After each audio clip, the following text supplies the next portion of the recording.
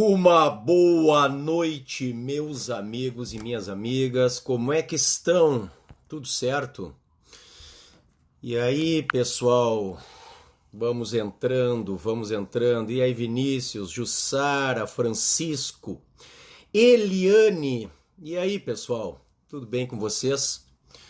Uma boa noite, uma boa segunda-feira. E aí, Dudu? Tudo bem, meu amigo? Vamos para a nossa live semanal aqui no Amo Direito. Boa noite, Eliane. E aí, Poliana? E aí, querida Las 41? Tudo bom? Fagner. E aí, meu amigo? Vamos entrando então. Sejam todos muito bem-vindos. Boa noite, Gabrijas, meu amigo. E aí? Como é que tá aí, MT-09 oficial? Tudo bem? Cuiabá na área. Um beijo. Quem é que tá ali? Lorena, né? Não consegui ver. Boa noite, Tassi. Dani, boa noite, boa noite. Iramir. E aí, meu amigo? Mãozinha pra você também. Boa noite, Albino. Tudo bom? Professor Show, muito obrigado. Hello, Julin. E aí, Juju, tudo bom? ADV. E aí, meu amigo? Desculpa, não consegui ver todo o teu nome aqui. Natal, Rio Grande do Norte. Do Rio Grande do Sul ao Rio Grande do Norte, né, meu amigo?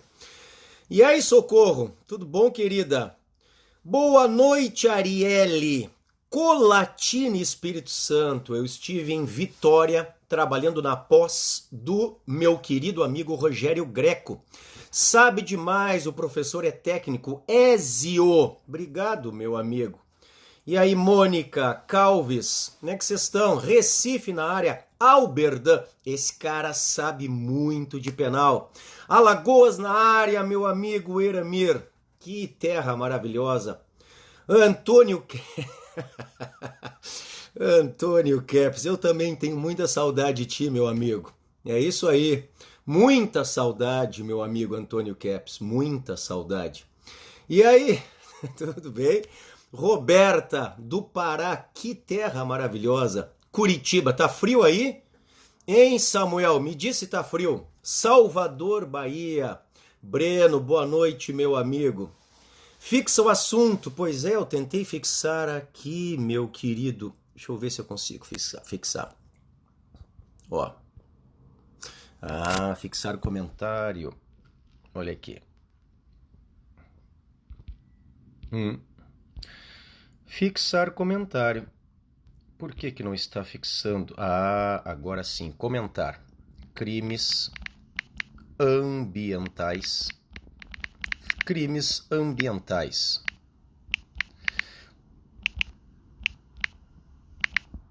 Crimes ambientais. Com o arroba Prof. Alexandre Salim. Vamos lá? Olha lá. Crimes ambientais com Prof. Alexandre Salim. Por que não comentou? Comentou, né? Crimes ambientais com Prof. Alexandre Salim. Bom, nós vamos trabalhar, Jean, os crimes ambientais, meu amigo, tá? Vamos trabalhar os crimes ambientais. Aqui, ó, fixar comentário. Agora sim. Vai ali, fixado, crimes ambientais com o arroba Prof. Alexandre Salim. Vamos lá, pessoal, vamos trabalhar então. Rio Grande do Sul. E aí, Rodrigo M. Flores, meu querido amigo, futura autoridade policial. Como é que tá, Salim Top? Quem é que tá ali? Sítio Mônaco. Você tem que ficar lá, professor. Aonde, meu amigo? Ficar aonde? Me diz. Hein, Josélio? Vamos lá? Crimes ambientais com o arroba Prof. Alexandre Salim. Pessoal, esse assunto eu escolhi para nós conversarmos hoje, porque é um assunto que está em pauta em face de tudo que está acontecendo na Amazônia, em face das queimadas. Vamos conversar um pouquinho sobre isso. Então, para os colegas que estão estudando aí, estão estudando para concurso, fixar, já está fixado, meu querido Matheus. De onde é que tu é, Matheus? Hein? Pois é, Gia, exatamente, em face das queimadas. Então, este assunto, para os colegas que estão se preparando para os concursos públicos, para os colegas que estão se preparando para a OAB, para os colegas que estão estudando ainda na graduação, com certeza será tema das próximas provas. Concursos, OAB, nas universidades. Coronel Fabriciano, Minas Gerais, sabia que era gente boa. Coisa boa essa terra de Minas Gerais aí. Então vamos lá. Aqueles colegas que estão estudando aí, já peguem a lei dos crimes ambientais para vocês já irem se preparando para a vida, como diz a minha amiga Vani.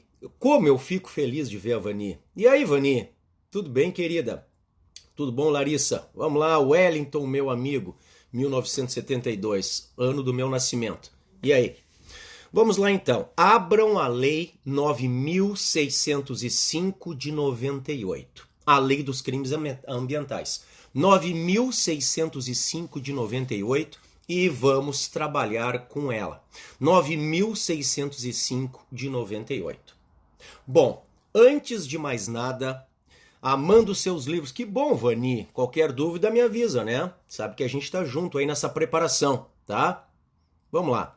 Professor, a possibilidade excludente de ilicitude em crimes ambientais? Claro que sim, Ézio. Eu vou falar sobre isso. Está expresso na lei. Mas vai aproveitando, Ézio, e lê o 37. Lá está o estado de necessidade, que é uma causa de exclusão da ilicitude.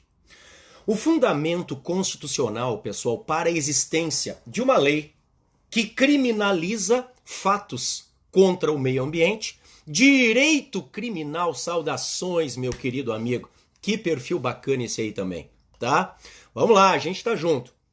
O fundamento para uma lei que criminaliza condutas contra o meio ambiente está no artigo 225 da Constituição. Então nós vamos começar lembrando que há um fundamento constitucional. O artigo 225, ele traz o capítulo do meio ambiente. No parágrafo 3º do artigo 225, nós temos lá que condutas lesivas ao meio ambiente sujeitarão os infratores, sejam eles pessoas físicas, sejam eles pessoas jurídicas, a consequências que são sanções penais e administrativas. E aí diz no final, sem prejuízo da reparação do dano. Então é claro que nós temos sanções civis também. Então, na verdade, para os infratores, sejam eles pessoas físicas ou pessoas jurídicas, há sanções penais, sanções administrativas e sanções civis também com a reparação do dano. Bom, eu começo perguntando para vocês, essa vai para minha amiga Joelma querida. A pessoa jurídica, ela pode responder por crimes ambientais. Todos vocês estão ligados nisso? A pessoa jurídica, ela pode ser responsabilizada por crimes ambientais. Está expresso no artigo 225, parágrafo 3º da Constituição Federal.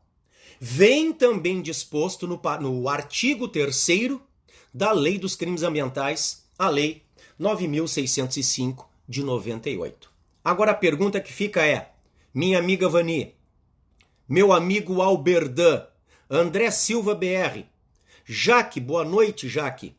A pergunta que fica é, a pessoa jurídica, Genova, a pessoa jurídica, ela pode ser responsabilizada por outros crimes que não apenas ambientais? E aí, Rafa, me diga. Amanda, querida, boa noite, minha amiga. A pessoa jurídica, ela pode responder por outros crimes que não apenas crimes ambientais? Essa é a pergunta. Pode? Por quais? A pessoa jurídica pode responder por um furto, por uma fraude, ela pode responder por sonegação de impostos, por um crime tributário. Ira, querida, tudo bom? E aí, Fábio F. Neto, meu amigo? Móveis, casa e marcenaria. Seja bem-vindo, meu amigo. Se nós olharmos o texto da Constituição, pessoal, nós entenderíamos que sim. E aí, Christian, com K, tudo bom, meu amigo? A Joelma já matou. Mas se nós analisarmos a Constituição, eu peço que vocês leiam o artigo 170 da Constituição, que fala da ordem econômica. E desçam para o 173, parágrafo 5º. Pela leitura do 173, parágrafo 5º, nós chegaríamos à conclusão de que a PJ, a pessoa jurídica, o ente artificial, pode ser punido também por crimes contra a ordem tributária, por crimes contra o sistema financeiro nacional e por crimes contra a economia popular. Leiam. Se não tiverem a Constituição aí, anotem. Artigo 173, parágrafo 5º da Carta Magna. Eu falei em crimes contra a ordem econômica, crimes contra o sistema financeiro nacional e crimes contra a economia popular. A Constituição dá em abstrato esta autorização, dizendo a pessoa jurídica pode ser responsabilizada nestas 3 esferas. E nós, meus amigos e minhas amigas, temos já as 3 leis no Brasil. Nós já temos uma lei dos crimes contra a ordem econômica, é a 8.137 de 90. Nós já temos crimes contra o sistema financeiro nacional, é a lei 7492 de 86. E nós já temos a lei dos crimes contra a economia popular, que é a lei 1521 de 51. Já temos as 3 leis citadas no parágrafo 5º do artigo 173 da Constituição. Só que, pessoal, não obstante a Constituição autorize a punição da pessoa jurídica por crime contra a ordem tributária, por crime contra o sistema financeiro nacional e por crime contra a economia popular, até hoje, pasmem vocês todos, nós não temos um tipo penal em nenhuma dessas leis punindo a pessoa jurídica.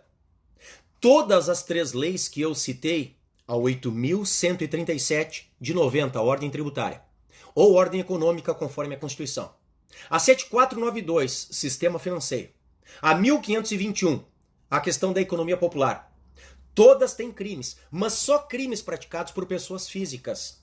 Nenhum tipo penal que está lá é praticado por pessoa jurídica. Então, pessoal, se não mudar essa sistemática, se não houver uma mudança legislativa, se não houver uma boa vontade do nosso legislador, até hoje, se continuar assim, só crimes ambientais. Por mais que a pessoa jurídica possa estar envolvida em outras fraudes, por exemplo, em sonegações, em furtos, em estelionatos, pessoal, a pessoa jurídica até hoje no Brasil só pode responder por crimes ambientais. E mais, eu quero que vocês anotem aí a famosa teoria da dupla imputação, que tanto cai nas nossas provas. A teoria da dupla imputação, chamada também de teoria da imputação paralela. Durante anos, o STJ, pessoal, ele decidiu exigindo a dupla imputação. O que é a dupla imputação? O STJ, acolhendo teses defensivas, dizia o seguinte: nós, membros do Ministério Público, só poderíamos denunciar, ou seja, acusar uma pessoa jurídica por crimes ambientais, se nós acusássemos também a pessoa física responsável pelo comportamento previsto como crime ambiental. Você me entende? Isto é a dupla imputação, ou a imputação paralela. O MP só podia denunciar, processar uma pessoa jurídica se processasse também a pessoa física, em tese responsável pelo comportamento previsto como crime ambiental na Lei 9.605 de 98. Pensa comigo, eu quero que você acompanhe comigo a nossa atividade de fiscalização, de investigação de crimes ambientais. Então, dos promotores, dos procuradores da República, das autoridades policiais. Olha aí, Rodrigo M. Flores. Vamos imaginar que o rio amanheceu verde. Os peixinhos boiando no rio, centenas de peixes. Não é difícil constatar da onde saiu aquele lixo tóxico. Uma perícia simples vai apurar, saiu do duto tal, saiu do cano tal, saiu do lixo tal. Então nós vamos chegar à pessoa jurídica. Agora, para a teoria da dupla imputação, se eu não chegasse também à pessoa física, que, por exemplo, abriu o duto por onde escoou o lixo tóxico, eu não podia processar a pessoa jurídica. Se eu não identificasse a pessoa física e incluísse na minha investigação e depois na minha denúncia, eu não poderia processar a pessoa jurídica pela prática do crime ambiental. Esta é a ideia da dupla imputação.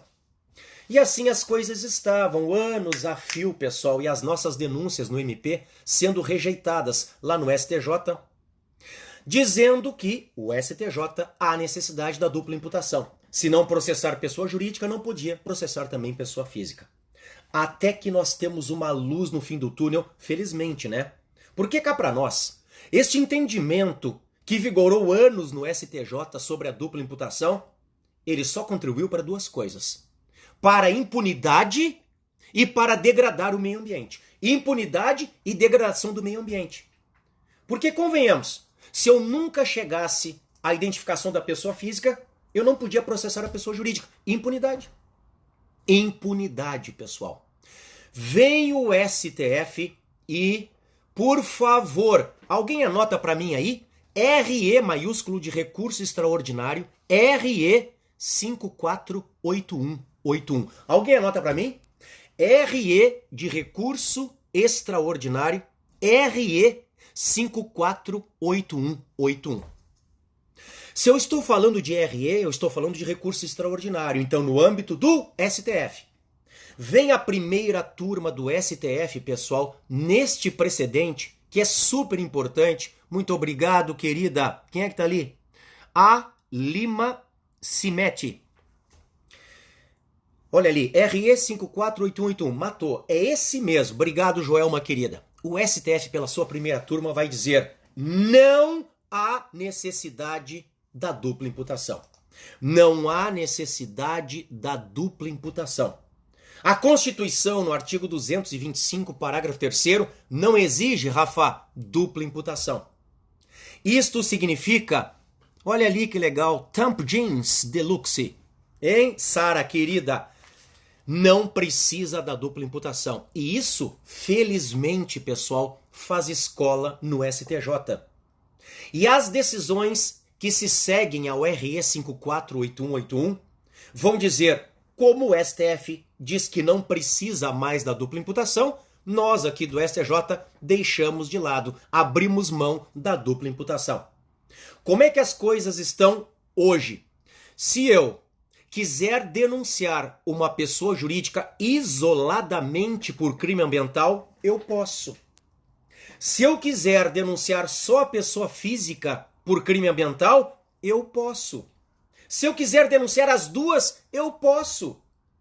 O que não precisa mais é eu estar maniado aqui, pessoal. Eu estar engessado. Ou processa as duas, ou não processa ninguém. É o absurdo dos absurdos, que felizmente caiu. Então, se nos perguntarem, há necessidade da dupla imputação? A nossa resposta é não. Não há mais. Mas você tem que saber o que é a dupla imputação. Porque isto continua caindo nas provas, tá? Bom, eu tô vendo vários chegando aí, sejam todos muito bem-vindos. Vocês estão vendo o aviãozinho ali embaixo, né?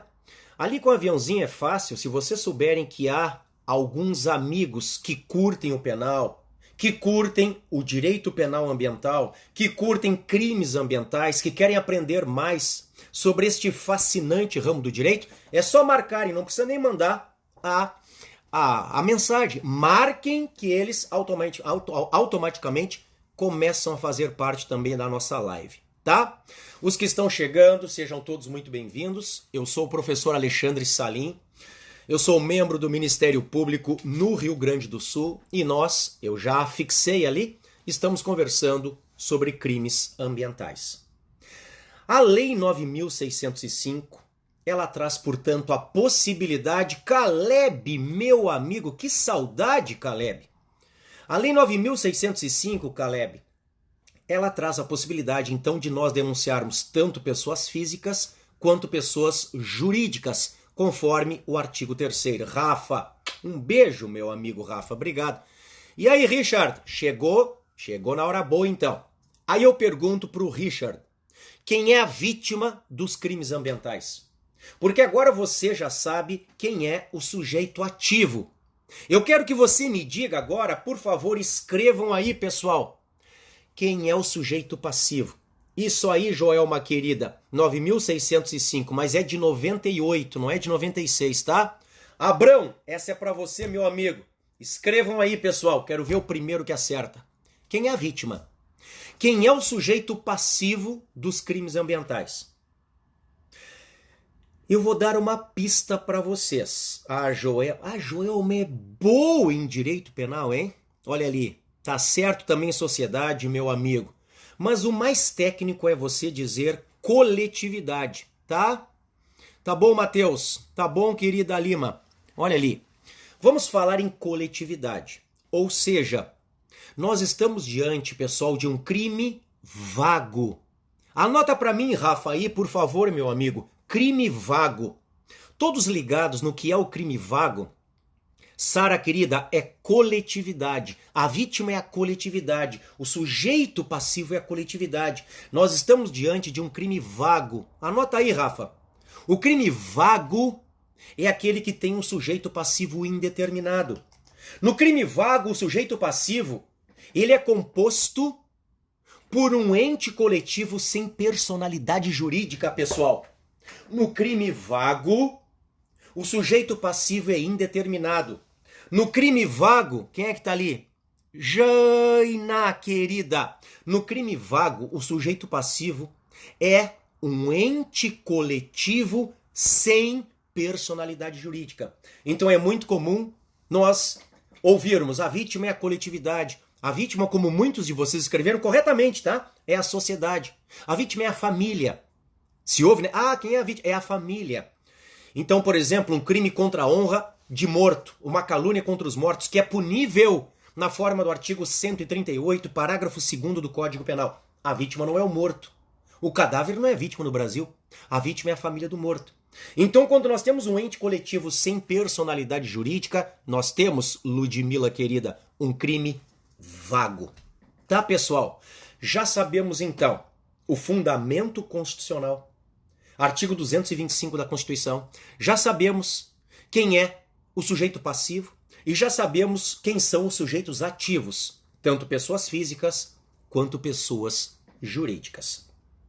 Vamos falar um pouquinho, meu amigo Vinícius, Adri, vamos falar um pouquinho agora da pena. Porque se nós observarmos as penas, elas são sobretudo penas alternativas. É muito difícil nós termos aqui a aplicação de pena privativa de liberdade, a não ser que a condenação seja muito alta. Porque os crimes ambientais, minha querida Priscila, os crimes ambientais, muitos têm pena baixinha, e eu já vou falar da 9.099. Portanto, há possibilidade de substituição da pena de prisão, que nós chamamos de pena privativa de liberdade, por penas alternativas, as penas restritivas de direitos. Há esta possibilidade. Sabe qual é a grande pegadinha das provas, pessoal? Se nós compararmos o artigo da Lei dos Crimes Ambientais, que fala da substituição da pena privativa de liberdade por restritiva de direitos, que é o 7º, e compararmos com o artigo do Código Penal que diz a mesma coisa, que é o 44, e aí, Dani, querida, tudo bom? Nós veremos que há uma grande pegadinha nas provas. E aí, Claire Pimenta, tudo bom, querida? Vamos lá. Nós veremos que há uma grande diferença. Na verdade, é uma pegadinha. A diferença é tênue, a pegadinha é grande. Se você observar o 44 do Código Penal, ele vai aceitar a substituição quando nós temos crimes dolosos, praticados sem violência ou grave ameaça à pessoa, desde que a condenação não seja superior a 4 anos. Então a condenação é igual ou inferior a 4. Agora, se você observar a Lei dos Crimes Ambientais, no artigo 7º, só autoriza esta substituição de pena privativa de liberdade por restritiva de direitos, e eu concordo com a Priscila, as penas são muito baixas, algumas são realmente ridículas, são desproporcionais no que tange a proteção, a tutela do bem, que é o meio ambiente. É o meio ambiente. Alguém disse o meio ambiente é a vítima. Não, a vítima é a coletividade. O meio ambiente é o que se tutela, é o bem jurídico defendido, tá? Então vejam, se nós observarmos o artigo 7º, ele autoriza a substituição desde que a pena privativa de liberdade seja inferior a 4 anos. Então, enquanto o Código Penal fala igual ou inferior a 4, a Lei dos Crimes Ambientais fala inferior a 4. Veja, uma condenação a 4 anos, desde que presentes os demais requisitos, autoriza a substituição no Código Penal, artigo 44. Mas já não autoriza na Lei 9.605 de 98, porque tem que ser menor do que 4. Tá? Pegadinha. Outra pegadinha, pessoal, diz respeito às agravantes. Se nós observarmos a Lei dos Crimes Ambientais, a Lei 9.605, e aí, Aninha querida, tudo bom? Recife na área, um beijo para essa terra maravilhosa, tá? Se nós observarmos a Lei dos Crimes Ambientais 9.605 de 98, ela traz agravantes e atenuantes. As atenuantes no 14 e as agravantes no 15. Baita pegadinha, Francisco, é isso aí. Bom, no 15 nós temos as agravantes. Dentre o vasto rol de agravantes, eu quero chamar a atenção de vocês para 3. Se o crime ambiental for cometido à noite, em domingo ou em feriado. Sabe o que os concursos pedem? Sabe o que a banca FGV pede na prova da OAB? Coloca assim: se o crime ambiental for praticado aos sábados e domingos. E aí o candidato, pô, domingo, feriado à noite. Ah, tá certo. Não, tá errado. Não tem nada de sábado. Praticar crime ambiental ao sábado não agrava a pena. O que agrava a pena é praticar crime ambiental aos domingos, aos feriados, à noite, mas não aos sábados e domingos. Cuidado com esta pegadinha. E mais, vários crimes em espécie, que estão na parte especial da Lei 9.605 de 98, também vão trazer majorantes se o crime é praticado à noite, em domingo ou em feriado. E aí você tem um conflito aparente de normas penais. Porque você tem a majorante ou causa de aumento de pena, trabalhada pelo juiz na terceira fase, versus a agravante, que está no 15 e é trabalhado pelo juiz na segunda fase. Aqui vai uma dica para vocês em direito penal que vocês vão levar para o resto da vida. Isto vale sempre. Quando nós tivermos um conflito entre majorantes e agravantes, prefiram as majorantes. As majorantes, ou causas de aumento, preferem as agravantes. Então, se o crime já traz uma majorante à noite, em domingo ou em feriado, você não aplica a agravante. A majorante prefere a agravante. Vamos lá então. Pergunta para vocês e eu quero a participação de vocês. Qual é a ação penal que nós utilizamos para processar crimes ambientais?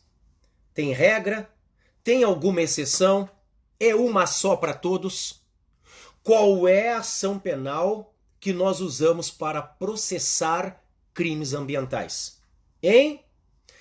Boa, Priscila querida, a majorante prevalece. Um beijo, minha amiga, é isso aí mesmo.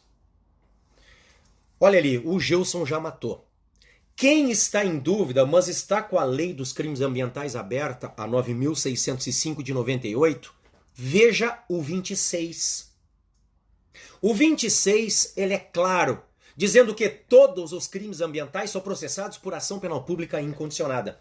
Todos os crimes ambientais são processados por ação penal pública incondicionada. E como eu disse há pouco, vários dos crimes ambientais têm pena pequenininha, criticada inclusive pela Priscila, corretamente. A pena é pequenininha. O que você tem que lembrar? Que pode caber transação penal ou pode caber, e essa é para ti, Vani, querida, a suspensão condicional do processo. Aí eu pergunto para vocês, qual é a primeira coisa que nós temos que ver para análise da transação penal?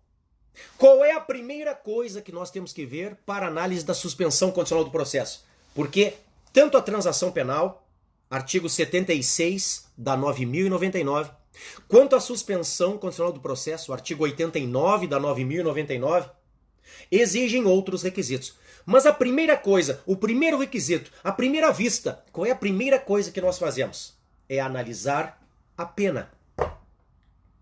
Para transação penal, esqueçam as contravenções agora. Eu tenho que ver o quê? No que tange a pena. Para transação penal, eu tenho que ver o quê? Me ajudem. Para transação penal, eu tenho que ver a pena máxima ou a pena mínima? E qual é o quantum? E aí, Joelma, querida? Vamos lá. Tá acertando todas, Joelma. Tô gostando de ver. Gilson, meu amigo. Vamos lá. Pena mínima é para a suspensão condicional do processo. Gabrijas, meu amigo. Gabriel Bergman. Pena mínima de 1 ano é para suspensão condicional do processo. Claire Pimenta. Pena mínima é para suspensão condicional do processo. Agora eu gostei. A Joelma não é a Rauma. Então vejam. Eu perguntei para transação penal. Para a transação penal, que está no artigo 76 da 9.099, você cuida a pena máxima. A pena máxima não pode passar de 2 anos. Agora, para a suspensão condicional do processo, e o Matheus João já matou, aí sim, você vê se a pena mínima não passa de 1 ano. Então vamos de novo. Transação penal que está no artigo 76 da 9.099. A pena máxima não pode passar de 2 anos. Suspensão condicional do processo que está no artigo 89 da 9.099. Pena mínima não pode passar de 1 ano. Bom, vários crimes ambientais são infrações penais de menor potencial ofensivo. Porque não tem pena máxima maior do que 2. E muitos que têm, a pena mínima não supera 1. Então, ou vão aceitar um benefício, ou vão aceitar o outro. E aí que entra o pulo do gato. Por quê? Porque para nós aplicarmos estes chamados institutos despenalizadores da 9.099 aqui no âmbito dos crimes ambientais, nós temos uma particularidade. Enquanto eu vou falando, os colegas que estão com a Lei dos Crimes Ambientais aberta, repito, a 9.605 de 98, eu peço que leiam em primeiro lugar o 27. O 27 da Lei dos Crimes Ambientais vai falar, pessoal, sobre a transação penal. E quando diz que cabe transação penal, vai exigir, quem é que me diz? Vai exigir a prévia composição de quê? Gilson Camara, meu amigo. Para que se possa ofertar. Eu sou promotor. Você já sabe, eu sou promotor há 20 anos no Rio Grande do Sul. Para que eu possa ofertar uma transação penal em um crime ambiental.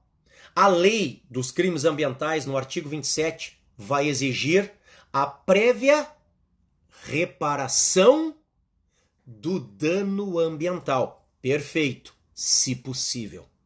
A prévia reparação, a lei fala em composição do dano ambiental. Da mesma forma, e aí nós vamos agora para o 28 da Lei dos Crimes Ambientais, para que nós, promotores e promotoras, possamos oferecer o benefício da suspensão condicional do processo, você pode pegar, por exemplo, o 28, ali no seu parágrafo 1º, inciso 1º. Você precisa de um laudo de constatação da reparação do dano ambiental. Então, para a transação penal em crimes ambientais, prévia composição do dano ambiental. Para a suspensão condicional do processo em crimes ambientais, o laudo de constatação da reparação do dano ambiental. Respectivamente, artigos 27 e 28 da Lei dos Crimes Ambientais. Legal, né? Bom, pessoal, tudo que eu falei até agora tem a ver com a parte geral da Lei dos Crimes Ambientais. Só que existe toda uma parte especial depois, que começa no 29. A parte especial da Lei dos Crimes Ambientais, ela vai se dividir em 5 seções. São 5 grupos, meus amigos e minhas amigas. Então, crimes ambientais em espécie, contra a fauna, contra a flora, de poluição, contra o ordenamento urbano e o patrimônio cultural e contra a administração ambiental. Vamos de novo então? Há 5 grupos, são 5, tecnicamente, seções dentro da parte especial dos crimes ambientais. Crime ambiental contra a fauna, crime ambiental contra a flora, crime ambiental de poluição, crime ambiental contra o ordenamento urbano e o patrimônio cultural e crime ambiental contra a administração pública ambiental. Um exemplo de cada um desses grupos. Querida Priscila, a aula vai ficar disponível por 24 horas no Amo Direito. Aqui no Stories do Amo Direito. Depois, o pessoal do Amo Direito vai colocar em podcast. E eu salvo e coloco lá no meu canal do YouTube também, tá, querida? Então vamos lá. Você tem no 29, por exemplo, o crime de caça ilegal. Você tem no 34 o crime de pesca ilegal. Você tem no 32 o crime de maus tratos a animais. Aliás, quem é que me diz quem é a vítima do crime de maus tratos a animais? Vamos lá. E aí, Camila, querida, quem é que me diz quem é a vítima? Vai, boa noite, minha amiga. Quem é que me diz quem é a vítima do crime de maus tratos aos animais? Questão de prova. Artigo 32 da Lei dos Crimes Ambientais. O crime de maus tratos a animais tem como vítima, e aí? O animal? O bicho é a vítima? O bicho que sofreu os maus tratos? Não, meu amigo Gilson, a resposta foi dada lá atrás. A resposta é a mesma, é a coletividade pessoal. A vítima do crime de maus tratos a animais continua sendo a coletividade. O animal que sofre os maus tratos, tecnicamente é aquilo que nós, penalistas, chamamos de objeto material. O objeto material do crime é aquilo sobre o que incide a conduta criminosa, tá? E mais, houve uma pergunta de um colega lá atrás. Há alguma causa de extinção da ilicitude na Lei dos Crimes Ambientais? Ah, com certeza. Ela está no artigo 37 da Lei dos Crimes Ambientais. O artigo 37 da Lei dos Crimes Ambientais fala de um estado de necessidade. Por exemplo, dentre outras causas, quando o abate do animal é feito para saciar a fome do agente ou de sua família. Ali nós temos a exclusão da ilicitude, então não se fala em crime, porque o crime é um fato típico, ilícito e culpável, conforme prevalece. É a teoria finalista tripartida. Então lembre, nós temos ali uma causa de exclusão da ilicitude. Bom, primeiro grupo, fauna. Segundo grupo, flora.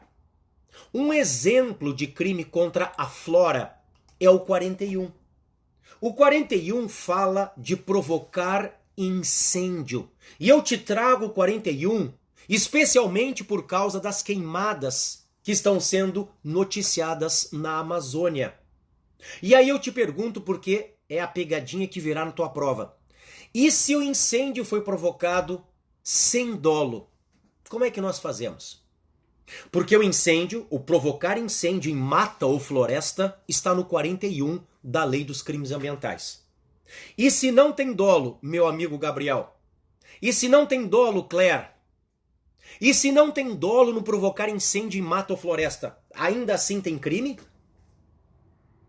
Porque pode ser que o sujeito que for flagrado agora, o exército está de olho, o G7 está de olho, vão mandar gente para ajudar, daqui a pouco flagram alguém botando fogo. Aí a pessoa diz, mas foi sem querer. Eu não tinha dolo de incêndio. Eu queria era preparar a terra para plantar. E aí, Valber? Se foi sem querer, se foi sem dolo, pode ser punido? Pode, Joelma. A Joelma é 10.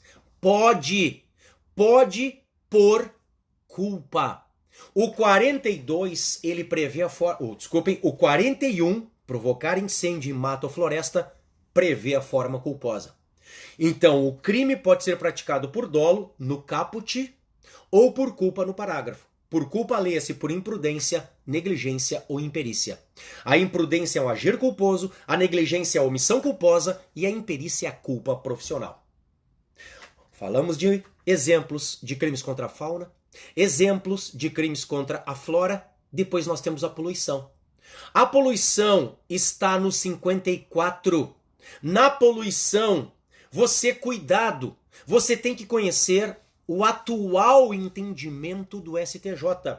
O STJ, nas últimas decisões, vem dizendo que o crime é formal, embora parte da doutrina sustente que é material. Qual é a relevância disso? Ser material ou ser formal? Se eu entender que é material, precisa de perícia. Se eu entender que é formal, não precisa de perícia, porque o crime formal se consuma independentemente da produção do resultado naturalístico. E isto é bom para o meio ambiente, é bom para evitar a impunidade, é bom para reprimir os autores de poluição aos nossos rios. Se o crime é formal, ele se consuma independentemente da produção do resultado. Basta a potencialidade de dano. Se o crime é formal e o STJ vem dizendo que é formal, o mais importante é você lembrar, não precisa de perícia. Isto é unânime, professor? Não, mas é o atual entendimento do STJ, e isso é o que importa. Contra a fauna, contra a flora, de poluição, crimes contra o ordenamento urbano e o patrimônio cultural. E eu quero te lembrar aqui da pichação. A pichação é crime previsto no artigo 65 da Lei dos Crimes Ambientais. A pichação, lá no 65. Agora, muito cuidado, porque o parágrafo 2º do mesmo 65 vai te dizer que se há a prática do grafite, do grafitismo, como manifestação cultural e houver autorização do proprietário do prédio, não haverá crime. Então, o grafite com manifestação cultural, com autorização, não é o crime. Mas o crime de pichação está lá no 65. Então, contra a fauna, contra a flora, crimes de poluição, contra o ordenamento urbano e o patrimônio cultural, e o último grupo são os crimes contra a administração ambiental, a administração pública ambiental. E ali nós temos, por exemplo, crimes próprios. Próprios são os crimes que não são comuns. Comuns podem ser praticados por qualquer pessoa. Os crimes próprios são aqueles que só podem ser praticados por um determinado sujeito que preencha certas condições que estão no tipo penal. Como, por exemplo, ser funcionário público no 66. O 66 da Lei dos Crimes Ambientais, ele está punindo o funcionário público que presta uma informação falsa, que presta uma informação enganosa, quando de um licenciamento ambiental. Então é um funcionário público responsável pelo licenciamento ambiental e ele emite um parecer falso, ele presta uma informação enganosa, ele pratica o crime do 66. O mais importante então é vocês lembrarem que a Lei dos Crimes Ambientais, a 9.605 de 98, tem duas grandes partes. Uma parte geral, aquilo que eu chamo nos meus livros de teoria geral dos crimes ambientais, e uma parte especial com os crimes em espécie. Essa parte especial é dividida em 5 grupos. Crimes contra a fauna, crimes contra a flora, crimes de poluição, crimes contra o ordenamento urbano e o patrimônio cultural e crimes contra a administração ambiental. Tá bom, pessoal? Chegamos ao fim da nossa live semanal. Se você gostou, deixe uma mensagem aí para o pessoal do Amo Direito, que é quem está aqui nos patrocinando este conhecimento gratuito a todos vocês. Aulas de qualidade com professores que são muito bacanas, são experientes, são pessoas que se preocupam com seus alunos. Então, você, se não me conhecia, me siga lá no @Prof. Alexandre Salim, ali no Instagram. Eu tenho também um canal no YouTube, para onde vai essa nossa live já já, tá bom? E nós nos encontramos na próxima segunda-feira, às 22 horas, aqui no Amo Direito, tá? O Amo Direito tá com um site super legal, amodireito.com. Entre lá e veja todas as informações jurídicas que o Amo Direito passa a todos nós, tá? Foi muito legal a participação de vocês, tá? Muito obrigado. Vocês gostaram? Mande uma mensagem, façam algum comentário. Eu vou postar alguma foto nossa agora ali, tá? Escrevam abaixo ali do feed, tá bom? É muito legal essa participação de vocês. Até a segunda que vem. Bons estudos e, como sempre, aquele abraço.